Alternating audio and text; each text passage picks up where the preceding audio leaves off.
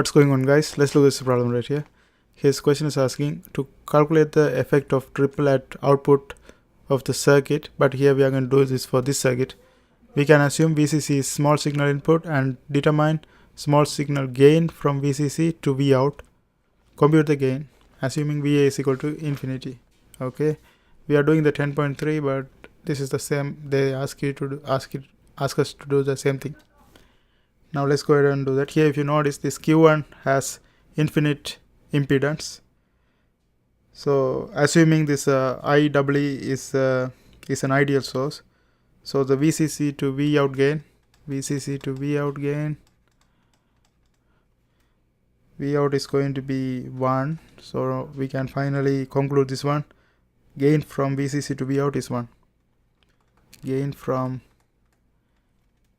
VCC to Vout is 1, and that's the final answer.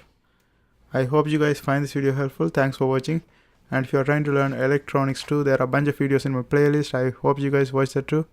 Don't forget to subscribe. See you next time.